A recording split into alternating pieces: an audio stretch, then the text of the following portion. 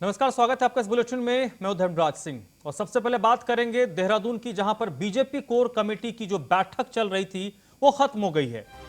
इस बैठक से मुख्यमंत्री त्रिवेंद्र सिंह रावत जैसे ही निकले, उसके थोड़ी देर के बाद इस बैठक को खत्म बताया गया। बीजेपी के अध्यक्ष बंशीधर भगत ने अटकलों को लेकर बयान दिया, क्योंकि आज उत्तराखंड और देहरादून के राजनीतिक गलियारों में कई सारी अटकलें लगाई जा रही थी। जो बीजेपी के अध्यक्ष बंशीधर भगत, उन्होंने कहा कि सरकार के 4 साल जो पूरे हुए हैं उसको लेकर यह बैठक हुई है, उस पर चर्चा हुई है। सीएम बदलने की अटकल पूरी तरीके से बेबुनियाद है, इस तरीके की कोई चर्चा नहीं है। ऐसी तमाम चर्चाओं को जो उत्तराखंड बीजेपी के अध्यक्ष हैं उन्होंने खारिज कर दिया है। माननीय राष्ट्रीय उपाध्यक्ष, माननीय राष्ट्रीय महामंत्री दोनों लोग यहाँ आए थे, विशेष रूप से क्योंकि सरकार के 4 साल पूरे हो रहे 18 तारीख को, उस कार्यक्रम को कैसे किया जाए और सरकार की उपलब्धियों को कैसे हम जनता तक पहुँचाएं, इस पर विस्तार से चर्चा हुई। माननीय सांसदगण, सभी सांसदगण यहाँ पर थे। माननीय मुख्यमंत्री जी थे, पूर्व मुख्यमंत्री जी थे, डॉक्टर रमेश पोखरियाल निशंक जी भी आने वाले थे, लेकिन पता नहीं किस कारण से लेट हो गए हैं। अब बैठक समाप्त हो गई है और इसके बाद माननीय मुख्यमंत्री जी के यहाँ सब लोग चाय पीने जा रहे हैं। सर में सब हुआ है? नहीं, आनंद खान में नहीं खत्म हुआ, पहले से तय था कि आज दोपहर को खत्म हो जाएगा। नहीं, कोई बदलाव की कोई चर्चा नहीं है, किसी प्रकार की कोई भ्रम की स्थिति पैदा नहीं करनी चाहिए। किसी के किसी प्रकार की मनमुटाव नहीं है। जी जी जी, निश्चित रूप से पूरे। फहीम तन्हा इस वक्त मेरे साथ जुड़ चुके हैं, रेजिडेंट एडिटर देहरादून से, इसी पर ज्यादा बातचीत के लिए। फहीम, भले ही बीजेपी के जो प्रदेश अध्यक्ष हैं वो सामने आकर सफाई दे रहे थे कि ऑल इज वेल, लेकिन दिल्ली से लेकर उत्तराखंड के तमाम नेता जिस बैठक में मौजूद हैं और जिस वजह से बैठक बताई जा रही है वो गले नहीं उतरती। देखिए, सब कुछ ठीक ठाक है, स्मूथली, कहीं कोई संतुष्टि नहीं है। कहना तो शायद उस तरीके से पूर्ण रूप से सत्य नहीं है, क्योंकि जिस बात सही है कि कहीं ना कहीं असंतुष्टि भी होती है और ये सभी सरकारों में रही है। पिछली सरकारें भी देखें, मौजूदा वक्त में भी है कि बहुमत में सब संतुष्ट नहीं हो सकते। लेकिन जो बात जिस तरीके की इस बैठक को लेकर के अटकलें लगाई जा रही थी, काफी चर्चाएं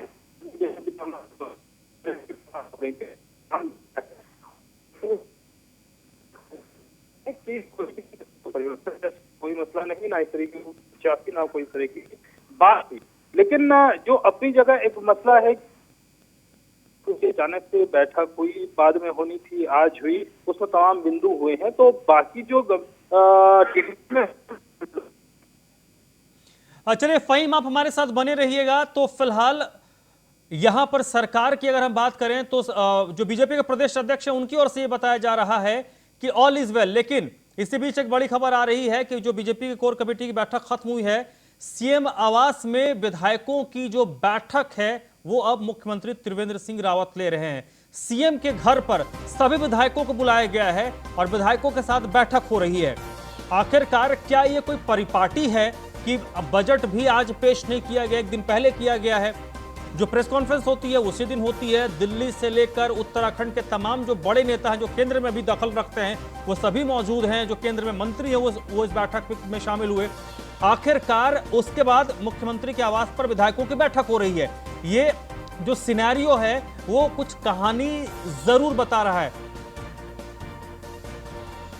फहीम हमारे साथ लगातार जुड़े हुए हैं। फहीम, ये जो पूरी शांति है, क्या तूफान आने से पहले का सन्नाटा है उत्तराखंड की सियासत में? देखिए, आगे किस तरीके का सिनेरियो बनेगा ये तो अभी कहना थोड़ा जल्दबाजी है कि वो तूफान है, किस तरीके का कुछ तो उखाड़ेगा, तो जमाए। लेकिन इतना जरूर है कि बात ये कहा गया है कि सारे विधायकों को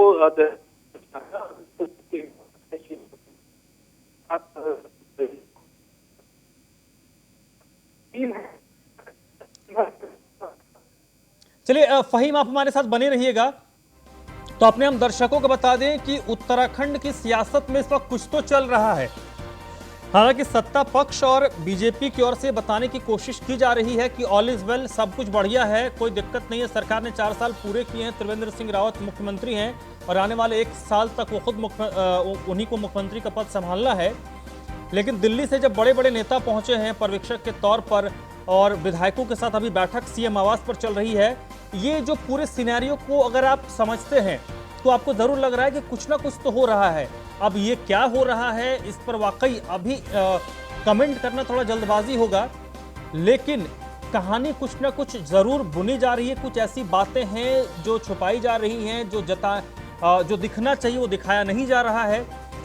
या फिर दूसरा पहलू ये भी हो सकता है कि जो मंत्री के पद खाली चल रहे हैं, क्या चुनावी साल में, क्योंकि अब जो लंबे वक्त से मंत्री पद के आस लगाए बैठे हैं उनको पता है कि अगर मंत्रिमंडल का विस्तार होता है तो उनको मंत्री पद चाहिए, क्योंकि अब 1 साल से भी कम का वक्त बचा है और मंत्री के पद खाली हैं। तो क्या वो जो 3 मंत्री के पद खाली चल रहे हैं, 2 लंबे वक्त से चल रहे हैं और 1 मंत्री पद खाली हुआ था एक मंत्री के देहांत के बाद, तो उनमें नियुक्ति के लिए भी लॉबिंग हो सकती है देहरादून से लेकर दिल्ली दरबार तक।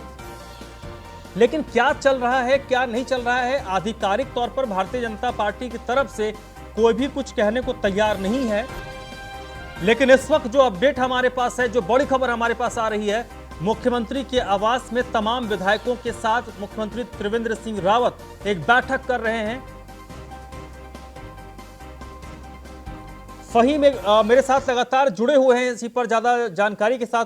फहीम, ये जो बैठक हो रही है, विधायक मौजूद हैं, केंद्र के से कुछ पर्यवेक्षक भेजे गए हैं, वो देहरादून में मौजूद हैं। ये मानकर चलिए कि अगर सीएम बदलने की बात ना हो, लेकिन जो मंत्री पद खाली हैं, कई विधायकों की नजर उन पर कई महीनों से पड़ी है, तो क्या उसके लिए भी एक लॉबिंग हो सकती है?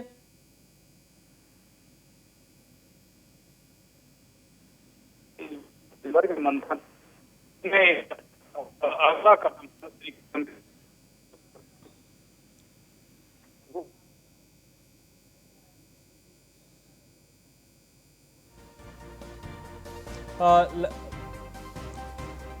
तक आवाज कुछ स्पष्ट नहीं है। खैर, बहुत बहुत शुक्रिया आपका फहीम तन्हा इस जानकारी के लिए।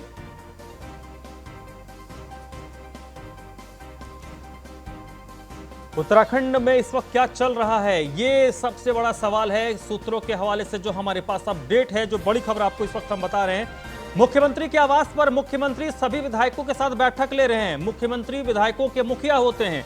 4 साल की सरकार पूरी 4 साल सरकार की पूरी हो गई है। अब मुखिया के नाते वो वहां पर मौजूद हैं और वो बैठक ले रहे हैं और 1 साल का टेन्योर बाकी, 1 साल से भी कम है जब उत्तराखंड में चुनाव होने हैं और सीएम आवास पर अब जब विधायकों की बैठक हो रही है, बड़े बड़े नेता पहुंचे हुए हैं देहरादून। ऐसे में आगे क्या होगा इस पर अब फिलहाल थोड़ा जल्दबाजी होगा कमेंट करना, लेकिन कुछ ना कुछ तो जरूर पर्दे के पीछे खेल हो रहा है। चलिए बढ़ते आगे। बजट सत्र को लेकर मदन कौशिक ने बयान दिया है। उन्होंने कहा कि बजट सत्र अपने समय पर खत्म हुआ है, क्योंकि विपक्ष की ओर से सवाल खड़े किए जा रहे थे कि बजट सत्र का जो टेन्योर है वो काफी छोटा रखा गया है। उस पर जो मदन कौशिक हैं, सरकार के प्रवक्ता हैं, उन्होंने कहा है कि पूरे समय पर सत्र को खत्म किया गया। बैठक में सरकार के 4 साल पूरे होने पर चर्चा हुई है। हरीश रावत के आंदोलन को लेकर जब उनसे सवाल पूछा गया तो मदन कौशिक ने कहा कि भाई, कांग्रेस शासित राज्य हैं, वहां भी महंगाई है और कांग्रेस शासित राज्यों में जितनी महंगाई है उससे कम महंगाई उत्तराखंड के बीजेपी रूलिंग स्टेट में है। तो कई सारे सवाल मदन कौशिक से पूछे गए थे, तमाम सवालों के जवाब मदन कौशिक ने दिए हैं।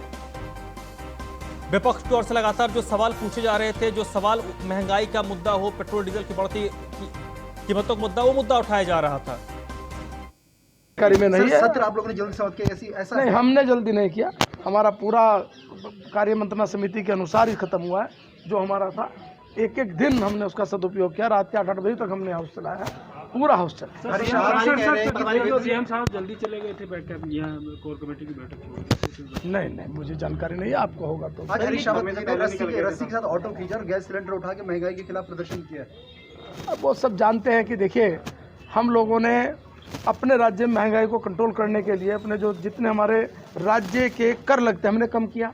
पंजाब ने नहीं किया, महाराष्ट्र ने नहीं किया, राजस्थान ने नहीं किया, तो उन राज्यों में है थोड़ा हमसे ज़्यादा है, लेकिन हम लोग प्रयास कर रहे हैं कि महंगाई को जितना हो सके जनता पे कम से कम। कोर कमेटी की बैठक जो खत्म हुई है उस पर पूर्व मुख्यमंत्री विजय बहुगुणा ने कहा कि हम सरकार से संतुष्ट हैं। कोर कमेटी की बैठक के बाद पूर्व मुख्यमंत्री विजय बहुगुणा का भी बयान आया है जिसमें उन्होंने कहा है कि हम सरकार से संतुष्ट हैं। भारतीय जनता पार्टी ने जो वायदे किए थे वो वादे पूरे हुए हैं। हम वर्ष भर काम करते हैं और बैठक में कामकाज को लेकर ही चर्चा की गई है। जो कोर कमेटी की बैठक हुई है उसके बाद पूर्व मुख्यमंत्री विजय बहुगुणा से बातचीत की गई तो उन्होंने कहा कि सरकार से हम पूरी तरीके से संतुष्ट हैं। सरकार ने बेहतरीन काम किया है, जो वायदा किया था उन वायदों को पूरा किया है। कल्याण से जोड़ती है और 5 साल हम लोग इलेक्शन मोड में रहते हैं। जैसे फौज हमेशा तैयार की जाती है ना कि पहले युद्ध होना हो, तो चुनाव आने वाले हैं इसके पक्ष में सरकार की क्या गतिविधियाँ हैं, संगठन की क्या गतिविधियाँ हैं, क्या खामियाँ हैं, क्या अच्छाइयाँ हैं, वो सब हम लोग पोस्टमार्टम करते रहते हैं। सर, आज का ये कार्यक्रम बड़ा आनंद फानंद में रहा, सुबह से बड़ी चर्चा है नेतृत्व परिवर्तन की, क्या इस पर भी कुछ मंथन है? ऐसा है कि मीडिया जो ना कह दे और कर दे वो कम है, लेकिन हम लोग जो है सही रास्ते पे हैं और निश्चित तौर पे पूरी पार्टी में एकता है और जब भी चुनाव होंगे यहाँ अपार बहुमत से पार्टी। वहीं मसूरी में पूर्व मुख्यमंत्री हरीश रावत ने आम लोगों के साथ चाय पर चर्चा की है। कांग्रेस कार्यकर्ताओं ने पूर्व मुख्यमंत्री का भव्य स्वागत किया और उसके बाद उन्होंने लोगों के साथ चाय पर चर्चा की है। इसके बाद बजट पर बात हुई तो उन्होंने कहा कि त्रिवेंद्र सिंह रावत सरकार का जो बजट है वो गुब्बारा है। प्रदेश के बजट को उन्होंने गुब्बारा बताया है। पूर्व मुख्यमंत्री हरीश रावत ने कहा है कि महंगाई के खिलाफ ऑटो रिक्शा चलाकर प्रदर्शन करेंगे। गैरसैंण में महिलाएं बुजुर्गों पर जो लाठी चार्ज हुआ था उसकी भी पूर्व मुख्यमंत्री ने निंदा की है। भारत में पेट्रोल डीजल के दाम आसमान छू रहे हैं और सरकार इस पर कुछ नहीं कर रही है। आगामी चुनाव में जनता के सहयोग से एक बार फिर से उत्तराखंड में कांग्रेस की सरकार बनेगी। मैं कल कांग्रेस भवन के गेट से गांधी पार्क तक ऑटो रिक्शा को खींच करके ले जाऊंगा, ये बताने के लिए कि अब ऑटो चालक जो सबसे निम्न श्रेणी का पेट्रोल यूजर है, डीजल यूजर है, उसकी क्षमता से बाहर हो गया है। और ये दर्शाने के लिए और जिस प्रकार से गैस के दाम बढ़ रहे हैं, मैं एक खाली सिलेंडर को लेकर के भी अपना आक्रोश जाहिर करूँगा। लेकिन ये मेरा एकांगी प्रोग्राम है और मैंने अपने कांग्रेस के दोस्तों से कहा है कि वो भी अपने अपने स्तर पर मोहल्लों में और दूसरी जगहों ये महंगाई के मुद्दे को उठाएं। हाँ, मैं कल मार तो प्रत्येक में पड़ रही है। कल हमारे यहाँ माननीय हमारे पूर्व मुख्यमंत्री हरीश रावत जी आए थे, जो कि राष्ट्रीय महासचिव भी हैं।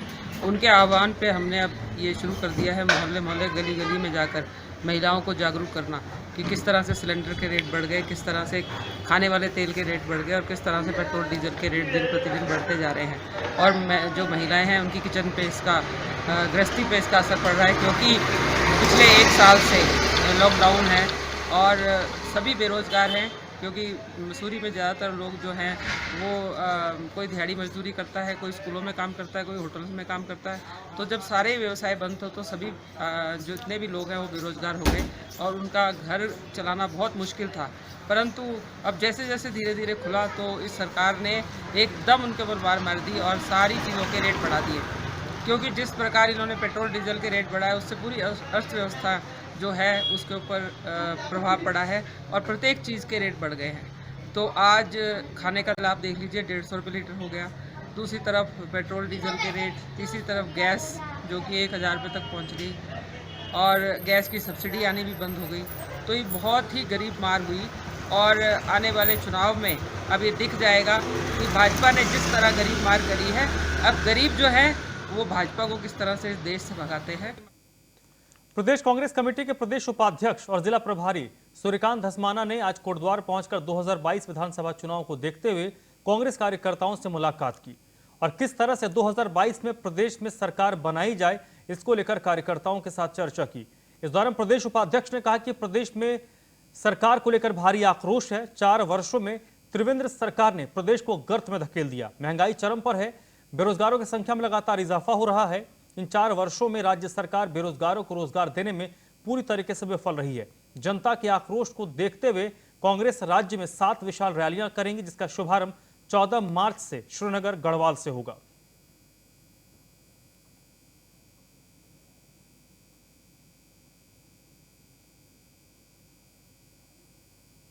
में 4 वर्षों में सरकार ने जो भाषण में अपना आंकड़ा दिया, हमें शर्म आती है। मुख्यमंत्री जी ने झूठ बोला बजट भाषण में। 7 लाख लोगों को रोजगार देने का दावा किया, जिसमें से 6 लाख मजदूर हैं, मनरेगा वाले मजदूर हैं, दिहाड़ी वाले मजदूर हैं, राजमिस्त्री हैं। उनको आप कहते हैं कि हमने रोजगार दिया। सरकारी रोजगार का आप आंकड़ा बताने लगे तो 20,000 से ऊपर आप जा ही नहीं पाए। पूरे 4 वर्षों में 20,000 रोजगार पुलिस में बढ़ती नहीं, स्वास्थ्य विभाग में बढ़ती नहीं, वन विभाग में बढ़ती नहीं, PWD में बढ़ती नहीं। पूरे प्रदेश का नौजवान इस समय आक्रोशित है। महंगाई से लोग त्राहिमाम कर रहे हैं। रसोई का सिलेंडर जो हमारे ज़माने में 400 रुपये से ऊपर नहीं था, आज वो 1,000 रुपये पहुँच गया बिना सब्सिडी वाला, और सब्सिडी वाला 850 रुपये पहुँच गया। पेट्रोल पहली बार 100 रुपये पार हुआ, डीजल पहली बार 90 रुपये पार हुआ। इस बुलेटिन में फिलहाल इतना ही।